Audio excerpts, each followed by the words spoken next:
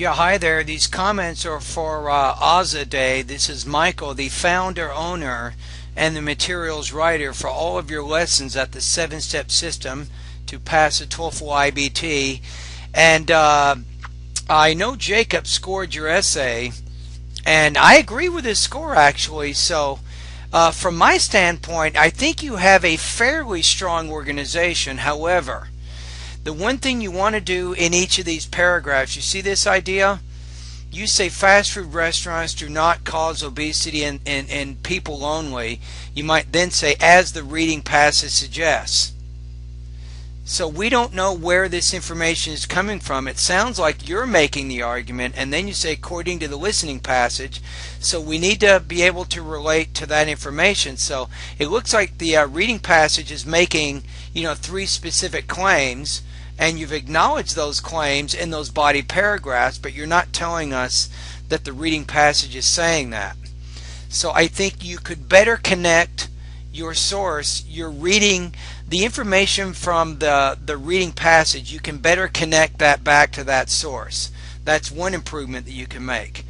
Now, I don't think that's really the biggest issue, though. You have a number of word choice issues. You have a lot of grammatical issues, sentence formation issues, and word choice issues. I'm just going to point out a few. Now, normally I don't do this for my students, but you sent me a specific email asking. And remember that I have a service that I will rewrite this entire essay for you and show you how to make it a perfect score, 5 out of 5, so you have a model.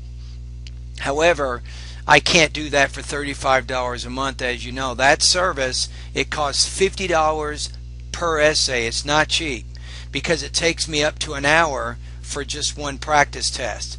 But let's look at this paragraph here.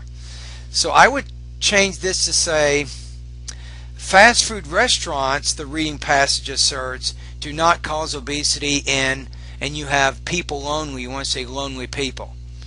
Now, this next sentence really gets into trouble because you have no main subject and no main verb there. But if you said, according to the listening passage, comma, fast food restaurants provide food for us very fast. If you say it that way, now you have an independent clause. You no longer have a fragment. But the way that you have it written, you actually have a fragment there. Now the next sentence. The speaker believes that there are several reasons which affect people to be fat. You want to say AFFECT here, not the noun, which is EFFECT. So that's a word choice issue, but I don't even think that's the right word. I think the right word here is the speaker believes that there are several reasons which cause people to be fat. That's probably a better word there.